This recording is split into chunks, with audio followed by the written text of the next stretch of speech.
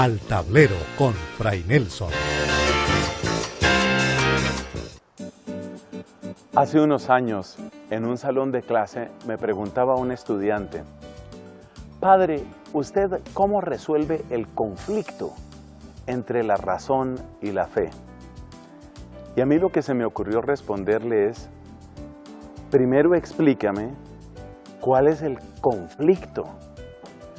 Porque hasta donde yo sé y vivo, un mismo Dios nos ha regalado el don de la razón y el don de la fe. Es que a veces se cree que para pensar mejor hay que dejar de creer, o que para creer mejor hay que dejar de pensar. Y no es así. Conoce por qué, conoce cuál es la postura de nuestra Iglesia Católica hoy, aquí, al tablero con Fray Nelson. En la clase de hoy, ¿se puede razonar la fe? Amigos, un gran filósofo de la antigüedad, llamado Aristóteles, acuñó una frase que yo creo que se puede aplicar a muchas cosas buenas en la vida. Dijo: la virtud está en el medio. Con esa frase quería invitarnos a evitar los extremos, porque fácilmente uno puede caer en extremos. Por ejemplo, hay personas que tienen una conciencia moral escrupulosa. Quiere decir que cualquier cosa que hayan hecho les parece que fuera el peor de los pecados.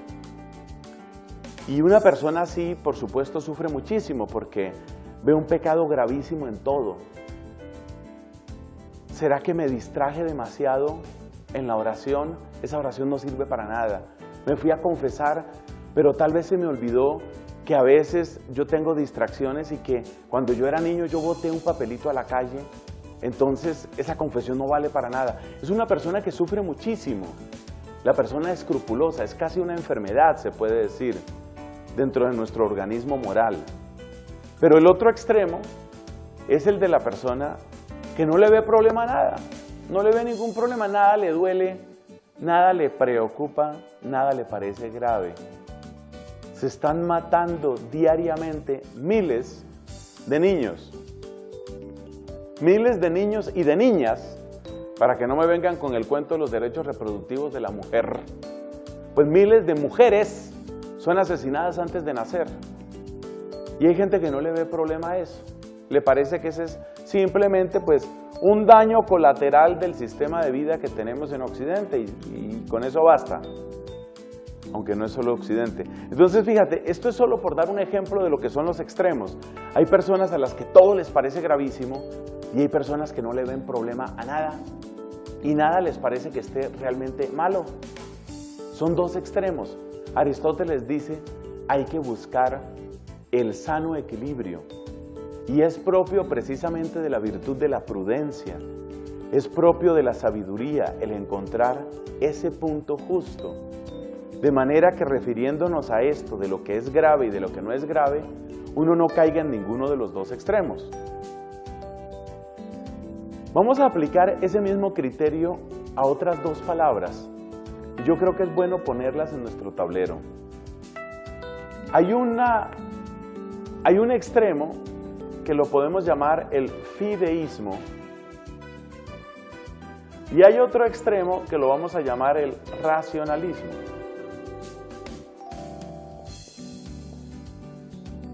Seguramente tú ya tienes buena conciencia de un hecho, y es que cuando las palabras acaban en ismo, usualmente tienden a expresar una exageración, un punto unilateral.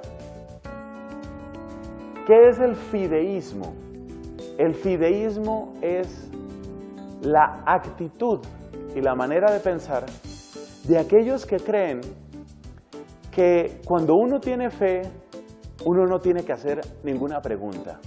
Es decir, creen que la razón humana echa a perder la fe y que si uno realmente tiene fe, uno nunca debe tener preguntas, porque las preguntas dentro de esta manera de pensar serían algo así como una muestra de incredulidad.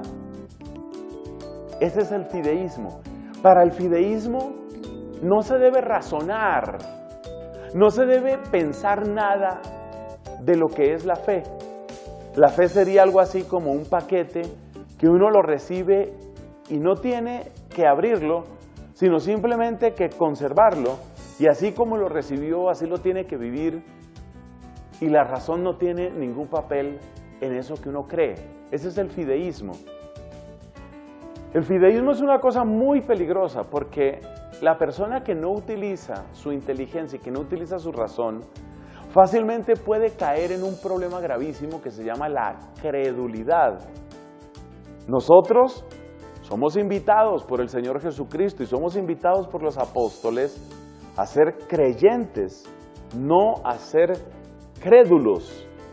Ojo, que son dos palabras diferentes. Creyente es el que tiene fe, crédulo es el que cree sin mayor análisis, sin mayor discernimiento, y que seguramente por eso es muy fácil de engañar. Hay muchas personas que son crédulas. Por ejemplo, les dicen que en tal parroquia o que en tal casa hay una señora que está recibiendo mensajes de la Virgen, y entonces pues vamos allá porque ahora la Virgen está hablando en el apartamento 418 del edificio Santa Petra. Por supuesto me estoy inventando todo eso. Entonces hay que ir allá porque allá la Virgen está hablando.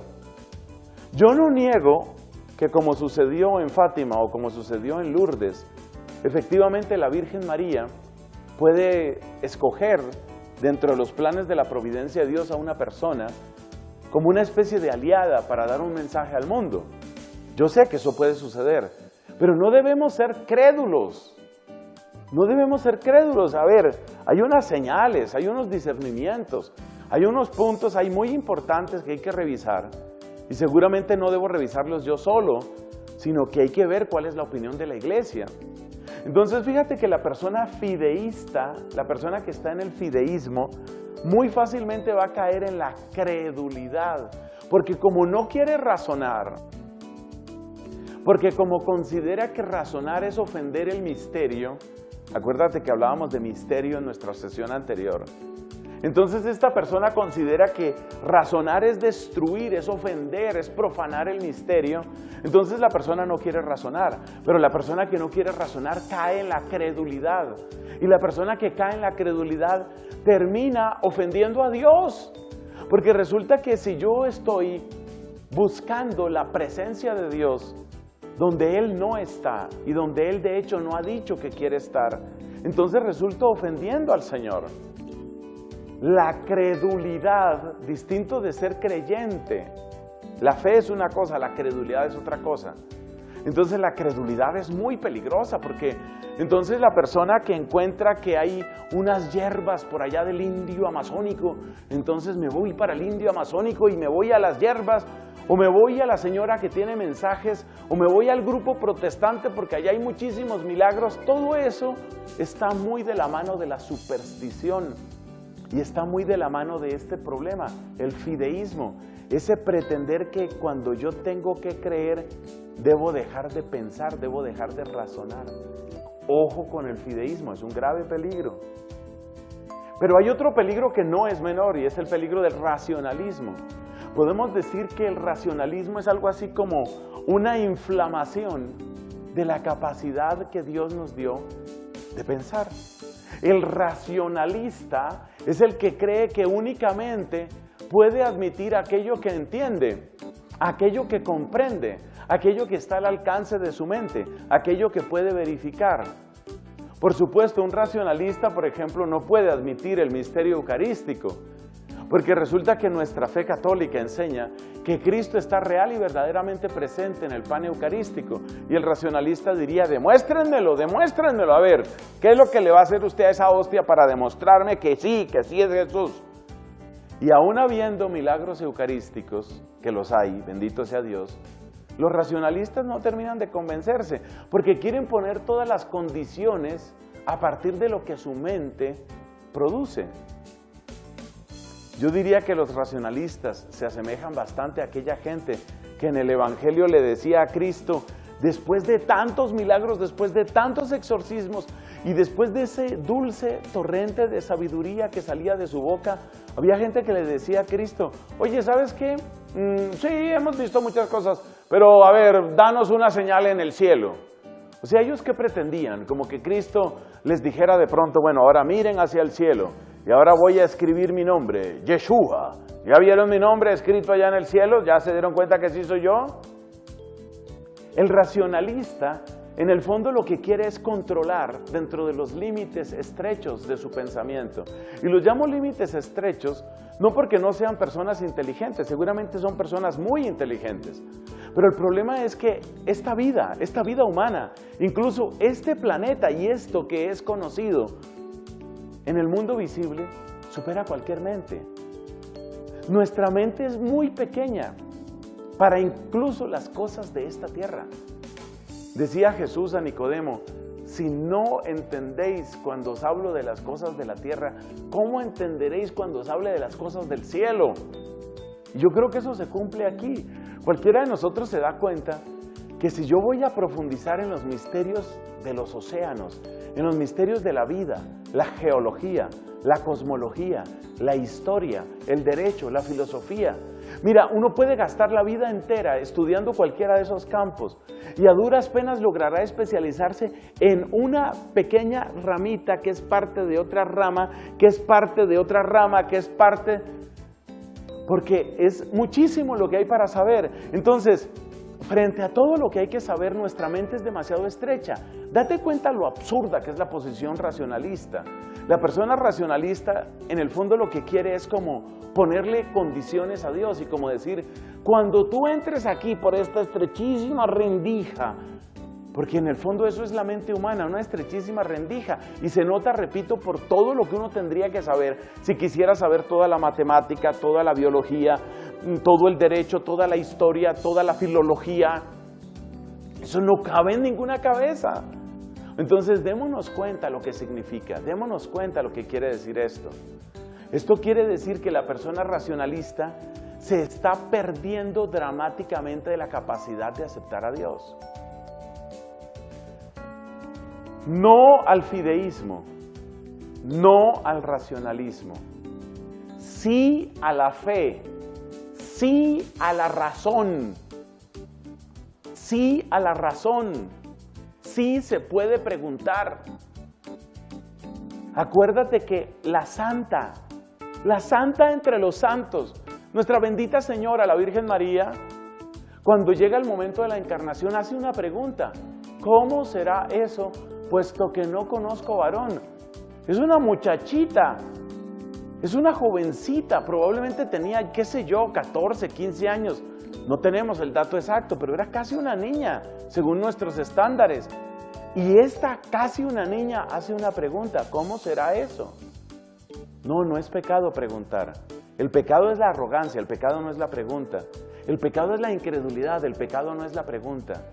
Y por eso, desde hoy, tenemos que mirar a la fe y a la razón no como contrapuestas, sino como verdaderas aliadas. Quedémonos con ese pensamiento y en un momento continuamos. Ya regresamos con Al Tablero con Fray Nelson. Seguimos con Al Tablero con Fray Nelson. Quiero dar gracias públicamente a todos aquellos que nos han escrito. Estas son las direcciones claves, mira.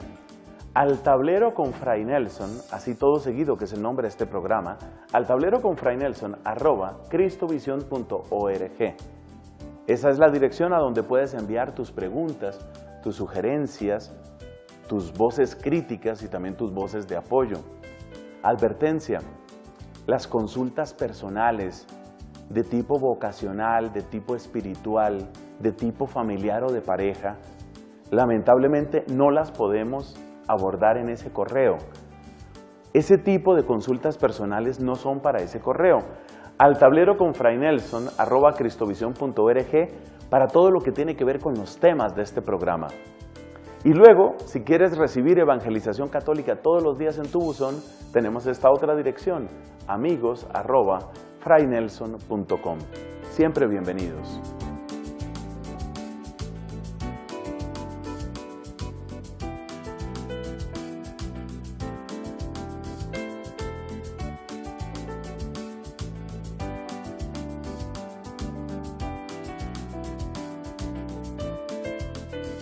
Hola Fray Nelson, espero se encuentre muy bendecido por Dios y Mamita María. Para felicitarlo por su programa y pedirle por favor nos comparta su gran conocimiento sobre Dios, lo admiro mucho. Luz Daria Álvarez.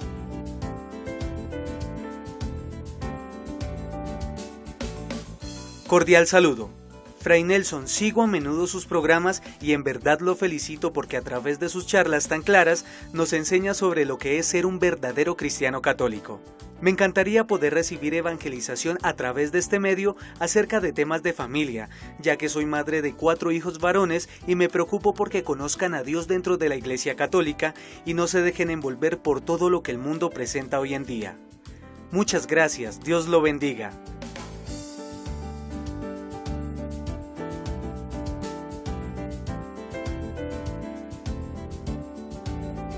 Una de las hermosas características de nuestra fe católica es que es un inmenso sí.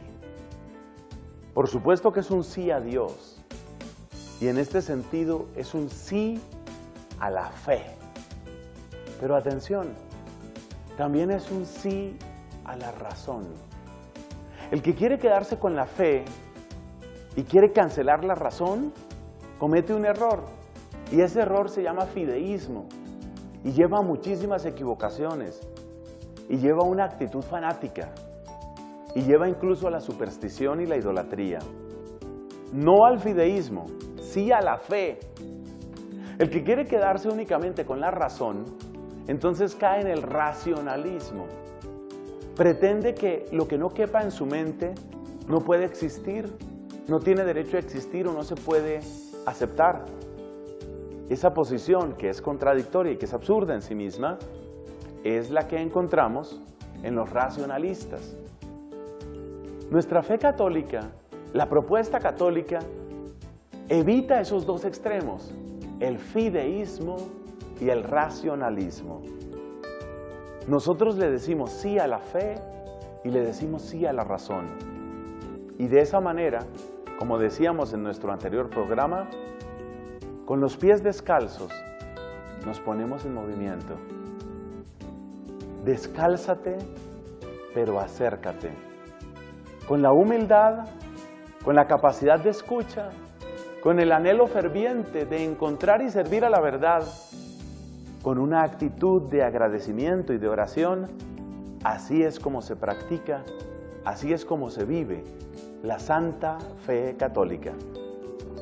Con esa convicción, yo creo que es bueno que ubiquemos el tratado, el estudio del misterio de Dios, porque ese es como el lema que iremos repitiendo a lo largo de toda esta 10ª temporada, el misterio de Dios. Entonces nos preguntamos, mira, ¿dónde entra eso? Es decir, ¿cómo se hace la teología? Y yo creo que hoy es un buen día para contarlo de una manera muy breve y muy sencilla. Vamos a utilizar aquí la letra B, una B que nos recuerda la Biblia. La palabra de Dios, como ha sido encomendada a los apóstoles y como ha sido encomendada por los apóstoles a sus sucesores y a todo el pueblo cristiano. La Biblia. Ese es el punto de partida. Esa es la raíz. Entonces aquí tenemos los estudios bíblicos. Esos estudios bíblicos usualmente tienen 2 dimensiones. Una dimensión que es tratar de establecer exactamente lo que el texto dice, y a eso se le suele llamar exégesis. Y otra dimensión que es descubrir esos contenidos, organizar esos contenidos en su significado, y eso es lo que solemos llamar teología bíblica. Entonces, aquí está la Biblia y tiene la exégesis y la teología bíblica. Esa teología bíblica, es decir, lo que nosotros vamos aprendiendo de la Biblia, en algún momento tiene que sistematizarse, es decir, tiene que volverse un conjunto coherente de enseñanzas. Yo me doy cuenta que la Biblia habla, por ejemplo, del amor a Dios en muchísimos, miles de sitios, y la Biblia habla del amor al prójimo en muchísimos sitios, La Biblia habla sobre el valor de la vida humana, sobre el respeto, sobre la sociedad, la educación, la familia, el hombre, la mujer, la eternidad, el cielo, la condenación. Y cada uno de estos términos hay que ubicarlo dentro de un conjunto. Ese conjunto, esa organización del contenido que brota de la Biblia y que brota de la predicación cristiana, porque esta Biblia se vuelve predicación, eso es lo que sucede cuando se va constituyendo un sistema. Entonces, vamos a poner aquí la letra S, que está indicando la teología sistemática. Teología sistemática. ¿Y qué queremos decir con teología sistemática? Queremos decir que es la teología cuando se vuelve sistema. Es decir, cuando se toman todas esas enseñanzas que brotan de la Biblia y de la predicación y se convierten en una organización de contenidos. Entonces, primero vamos a hablar de Dios, luego de la creación, luego del ser humano, luego de la pareja, luego la familia, luego vamos a hablar de las virtudes, los vicios, etc. Eso es organizar, eso es lo que se llama teología sistemática. A veces se le llamaba tradicionalmente teología dogmática. Pero me parece que la palabra dogmático no solamente tiene una connotación un poco negativa, sino que tampoco describe exactamente lo que aquí se realiza. Entonces fíjate que está la Biblia y a través de la predicación, ¿cierto? Ahí hay una P, la Biblia a través de la predicación, esta es la etapa de los padres de la iglesia, y ahí es donde están las colecciones de sermones y de discursos y meditaciones. A través de la predicación se llega a la teología sistemática. Esta teología sistemática nos está organizando el contenido, pero también nos está llamando a una forma específica de estar en esta tierra. Es decir, nuestra fe tiene consecuencias. Nos dice, por ejemplo, el apóstol Santiago que una fe que no tiene obras está muerta. Y nos dice el Señor Jesucristo, no todo el que me diga Señor, Señor va a entrar en el reino de los cielos. Con lo cual está indicando Jesús que no basta simplemente con tener un conocimiento, sino que es necesario llegar también a un comportamiento. Conocimiento y comportamiento son dos realidades que van juntas en el cristiano. Es decir, la fe y la vida, lo que yo creo y lo que yo practico. Por eso, este conocimiento sistemático tiene que llegar también a una vida moral, y por eso ponemos ahí la letra M. Esta M es la vida propia del cristiano.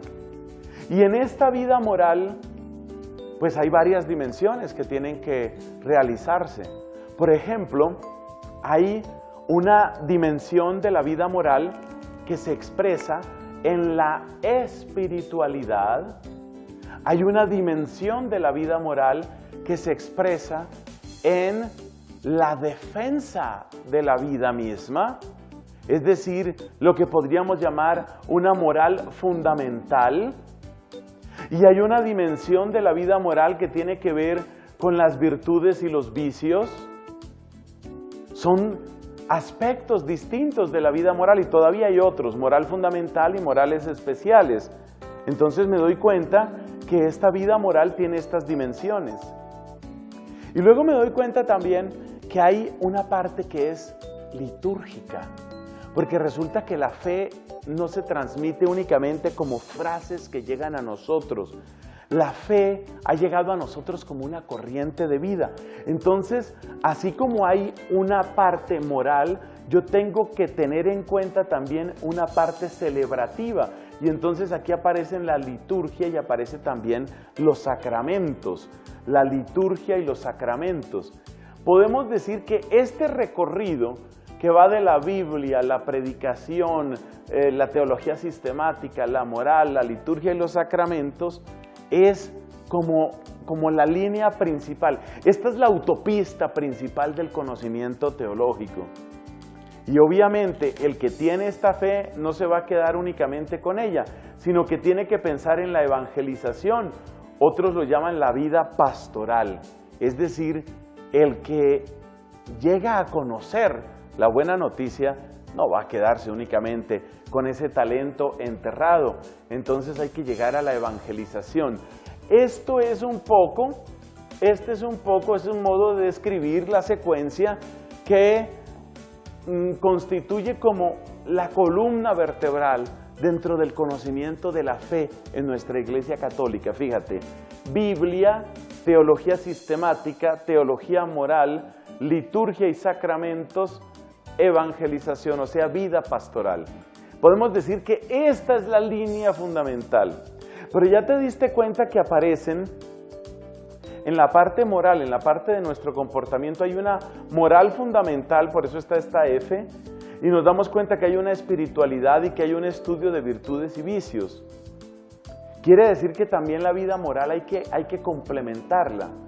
Entonces, nos vamos a encontrar con otras dos, llamémoslo así, otras dos realidades de la vida de los creyentes, porque tiene que aparecer, por alguna parte, tiene que aparecer el hecho de que nosotros no somos de hoy por la mañana ni de ayer, ¿cierto?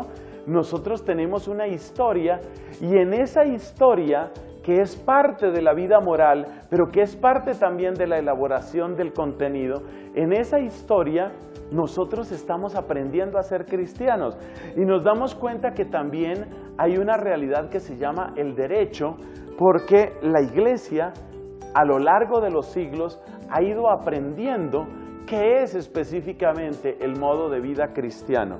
O sea que ahora nuestro esquema está más completo. Esto es lo que se estudia, esto es lo que se suele estudiar, faltan todavía otros elementos, pero es lo básico.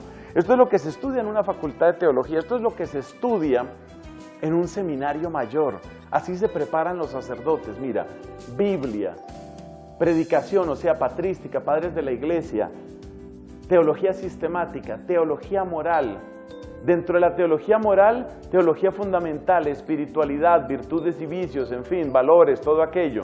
Liturgia y sacramentos, evangelización. Y un poco escoltando este camino central, historia de la Iglesia y derecho canónico. Este es como el esquema fundamental. Entonces ya tú te imaginarás en dónde se ubica, dentro de este esquema, en dónde se ubica el misterio de Dios.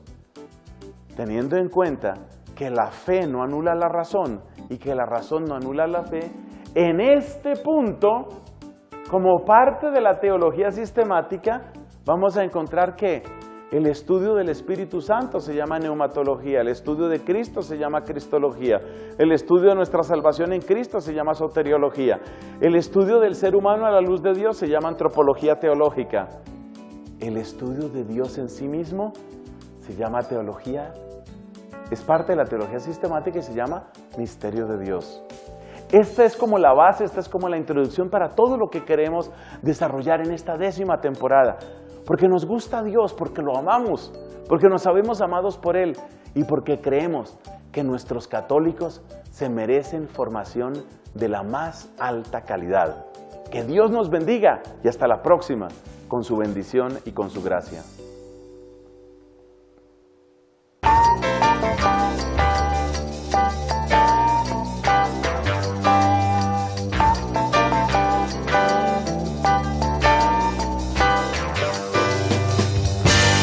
Al tablero con Fray Nelson.